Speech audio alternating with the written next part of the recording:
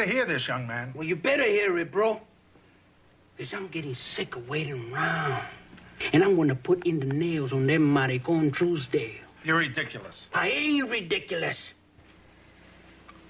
What do you want? I need a vacation. I'm going to give you a check for $3,000. That's just once, you understand me? Not 3,000 this year, 5,000 next. Well, you know, I got a lot to keep quiet about, Your Honor. With your own bailiff getting busted for bribe taking, it must be pretty hot around here. Hey, Truesdale's taken care of. We all sit tight for a month. This whole thing blows away. That ought to do it. You know, the rent in San Juan is getting high, you know. Hey, who's... You're under arrest, Judge. Oh, come on, Judge. That's just weird, man. The charges? Bribery. Of course I will. Here then, Benny. Let me get you into your pocket. Judge Garvey Harden, resisting arrest, bribery taken. Those charges are complete frippery. Never in my 17 years as a jurist have I seen such a scandalous example of police misconduct. Hey, you want to shut up a minute, Judge? That was a good shift. Yeah, to tell you the truth, it was...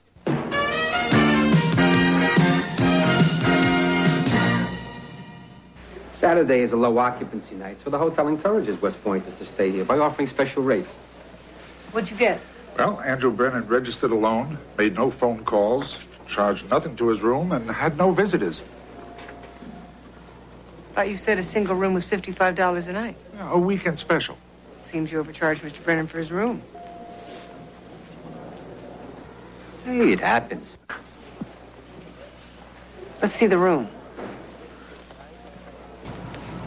Thought we'd do some skiing while we were up there. I still don't understand why we had to come back right away. I got a hunch. I checked with the weekend clerk. The cadet in question did request a double room. But there was a mix-up in reservations. We only had a single available. Cadet Brennan accepted the single, but insisted upon paying for a double room. Why would he do that? Excuse us just one moment. Thank you. Police report that the 18-year-old heiress's father, industrialist Jonathan Buckley, has just received a ransom note, reportedly from the kidnappers. But the status of the girl abducted last night in Santa Monica Airport has not been determined. Police say David Martin, who was with her when she was kidnapped, has been held. I was with you on this shooting. Oh, David, yeah. That's the news. I heard. Is there any news? Hey, Nick. Are you kidding? Did you tell that to the police? You know, I mean, I know the place. I swear I've shot there before. I've got prints to prove it. You've got to give me this job. I'll share it with you, Nick. No, I don't have to. And besides, you have another job to do. Yeah, avocados. I forgot to tell you. The National Avocado Convention. We're getting a fact fee from some regionals and a few trade associations. Avocados? That sounds exciting. Larry, the Buckley kidnapping has to be the biggest story in America right now. Come on. Now, if I can find the prints to that shoot, I can take the police to the place and get us a huge exclusive. So where are they? They're at home. Go get them. Am I on the case? Get them and we'll talk. Selma!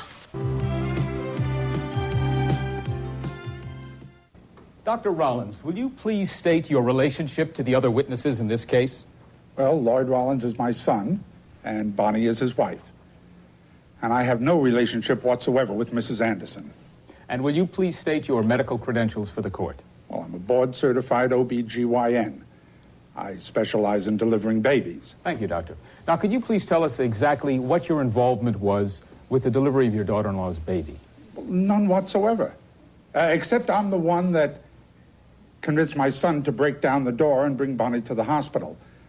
By the time he got to the hospital, though, it was too late. The baby was... Well, anyway, Bonnie was in shock. She had lost a lot of blood. But we managed to save her. But it was a shame. The whole thing was a shame. Dr. Rollins, had you ever offered to deliver your daughter-in-law's baby? Are you kidding? 1,000,000 times. She refused. She insisted upon having this midwife that's associated with her church. Dr. Rollins, did you examine the body of the infant? Yes, I had to. I had to sign the death certificate. That baby could have lived. I'm telling you, my grandson could be alive today if it weren't for Kay Anderson.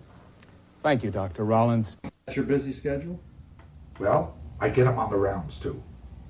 What rounds? What are you talking about? The old doctors come around with the young doctors. Now, if your case has any interest for them, they'll stand around your bed and talk about it. Now, what you do is the night before when they make up the list, you see that your name gets down on the list. You see that your case is interesting for them to talk about it. You know what I got? A PDR. You know what a PDR is? It's a physician's desk reference. You know what a PDR has in it? It lists all the reactions to the drugs. Now, what I do is when they give me a medication, I make up a reaction that they can't find in the PDR. This makes my case interesting.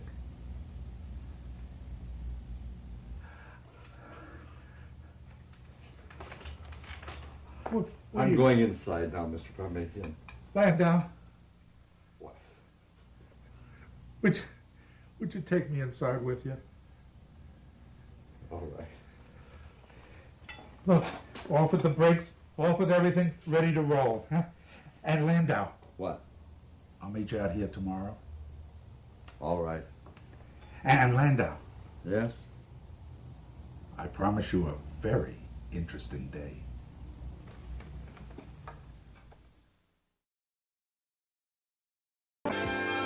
Love American style. Students, may I have your attention? This is your principal speaking. You animals!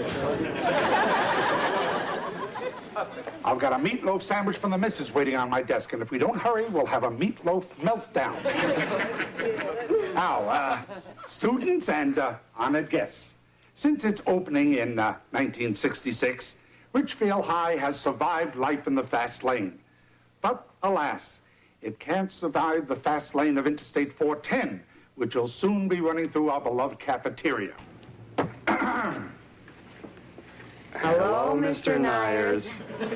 I'm just showing her the intricate process of life using cell division by the amoeba. That's so fascinating, simply wonderful. Oh, shucks. And I thought you two were making out.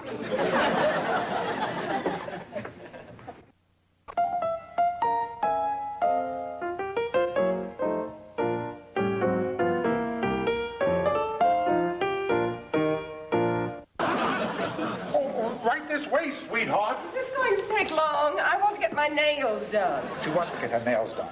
Let's not take all day with this, okay? Whatever you say, Phil. She's the boss. I mean, you're the boss. Thank you. Our producer, Phil Zwicker. Oh. Hello. I'm privileged to be able to present this wonderful, tender, passionate, and moving drama to Broadway. And I'm sure you'll all be as proud as I am to be associated with it. Our plan is to open 4 weeks from today in Boston, then 4 weeks in Philadelphia, then 7 years on Broadway. You should all live so long, Phil. That's the spirit. I'm happy to tell you that the star of this play will be reading with you today. That great lady of stage and screen. I loved her movies. Will be making her triumphant return to the stage after much too long an absence. Why isn't Gaylord sitting with us? I think it's rude. Philip, we artists must have our little peccadillos. That's what I meant.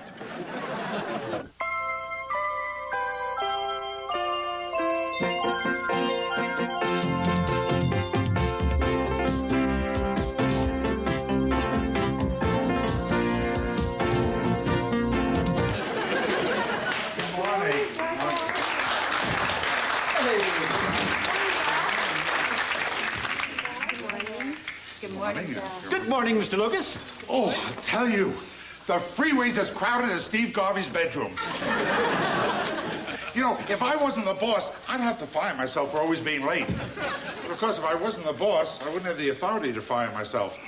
And since I am the boss, I'd hire myself right back. For the 11th time, when are you going to give the girls a raise? Okay, already. Give them a raise. Now, will you get off my back? Josh, you are the sweetest man in the world. Good, then we have a date. What time do I pick you up? Calm down, Tiger. Calm down. No, don't put me in that lustful young playboy category. No, I'm dependable. I'm sincere. I'm approaching my middle earlies. Let's get married. You're wasting time. You're right. We are. Let's shack up.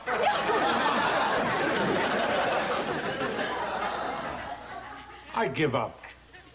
You wouldn't be broke all the time if you came to work here. Not that again. Yes, that again. Son, it doesn't make sense that you're selling T-shirts on the street corner when I own Cupid's. This is not my kind of work. Work is not your kind of work. Why do you always come to the office when you want to borrow money? We live in the same house. Because you won't throw a lamp at me here at the office. You know, if you'd come to work here, you'd have it made. You're my son. You don't need brains or experience. Say, where's Trent? Tina, while you were gone, you were there. I sure missed you. Well, I've got some good news and some bad news. First, the good news. You're all going to get a little break from your work.